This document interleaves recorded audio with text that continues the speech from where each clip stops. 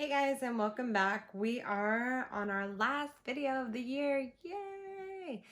So we are talking regression, figuring out if a table is linear, quadratic, or exponential are three top functions.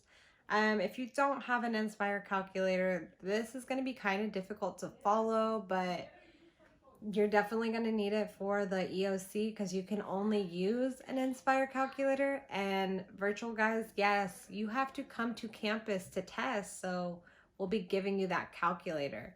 And then that's it. So here we go. Today we will determine if a table or graph is linear, quadratic, or exponential, and then we will solve for the equation of each table. First thing, linear has a constant rate of change or a slope, y2 minus y1 over x2 minus x1. So on the y values, I can add or subtract by the same thing. Notice on this table, I'm always adding by 3. And that's how I know if it's linear. It makes a straight line. Make sure you know the pictures. Linear, straight line. Quadratic functions have a constant change from the change. So they don't have a slope, but when I add or subtract, and then I add or subtract again the differences, then I should get the same number. So notice on this table, I have plus 7 plus, or I can't even read, minus 3 plus 1 plus 5 plus 9. From those, I have plus 4 plus 4 plus 4. That's how I know it's quadratic, and it also makes a parabola, which is the U. Also, I know that it's a quadratic because its highest exponent is 2. So I know that's what's going to make the curve, okay? Notice in linear functions, it was just mx plus b, no exponents. Quadratics, they have an exponent of 2. So an exponent of 2. That's what makes it quadratic. And then last, exponential functions have a constant ratio. So you add, or my bad, you multiply or divide by the same number each time. So notice here we do times 3 times 3 times 3. This is in the form of y equals abx, so your exponent is going to be an x. Quadratic, your exponent is a 2. Exponential, your exponent is an x. Okay?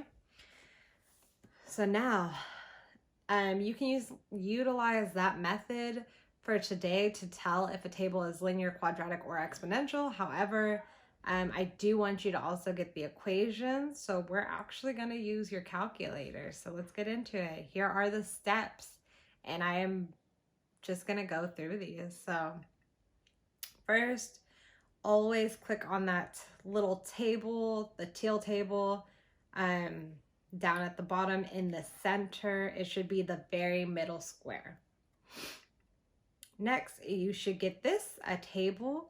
And I'm going to use this table that's off to the side. So you're going to plug in your x values and your y values into the first two columns, column A and column B. And you can pause here if you want to do that right now.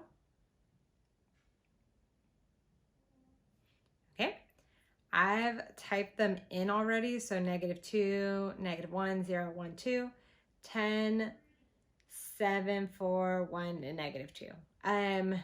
Then if you notice up at the top where A is, I put the letter X, and where B is, I'm typing the letter Y. Okay, so this next step is super important. So you need to move to that box, the first box in the C column, because if not, your calculator is going to think you're still putting information and it's not going to do anything. It's going to say too few arguments. So make sure you move to that box, C1. Next, press the home button. Next, we're going to go to the button next to the spreadsheet button, which is that little graph button that's pinkish, fuchsia, purple, whatever you want to call it. You should get this, and you also should be on 1.2. If you notice that you're on 1.3 or anything further, you need to push doc 1.3, because then your calculator is going to get confused and you may have extra information that you might mess it up. So once you click doc 1.3, you do not want to save. You just want it to completely refresh, and then you are going to have to start over. So you may want to go do that now and pause the video. And that's it. Okay, so now what do we do with these floating dots? down at the bottom, we're actually gonna label this one. You're gonna use the mouse pad, scroll to the bottom where it says click to add variable. You're gonna press X. Immediately, your little dots should fall to the bottom because they're going against that X value. Next, on the side where it says click to add variable, we want to put that as Y. So we're gonna push Y, and we notice our table or our line is coming out like this. So next, determine what function it is from the picture. So is this linear? Is this quadratic? Is this exponential? Is this I can't tell? If you can't tell, you can go to Menu, Window Zoom, and then zoom out to tell. I think it's linear. Well, I know it's linear actually because it's making a straight line. But some of them, it can be kind of hard to tell at the bottom if it curves, or for exponential, it might be a slight curve and it might look linear. So zooming out is a pretty good estimate because then you can tell the real shape. Once we do that, we're gonna hit Menu again. This time we're gonna analyze the graph. We are going to find the regression. So we're gonna find the equation of the graph. So we click regression, show linear. For this one, yes. If it was making a curve, a parabola, we would choose quadratic.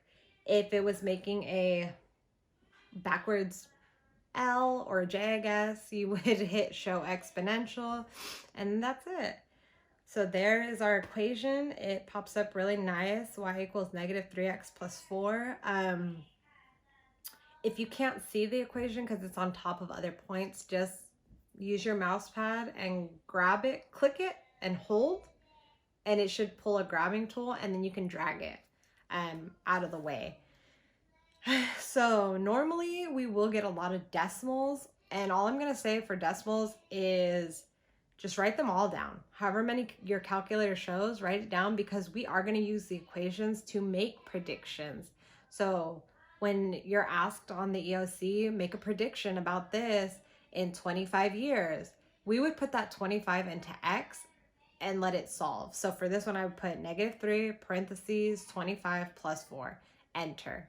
And it would give me some value, and that would be my prediction. Okay, and that is it. So good luck. If you have trouble, because this is kind of a lot of steps, you can feel free to rewatch this video as many times as you need. And that was it. It's been a really fun year, guys. I hope you do well in your next math courses, and I wish you all the best on the EOC. Good luck. If you need anything, feel free to jump on Zoom and practice with us in class.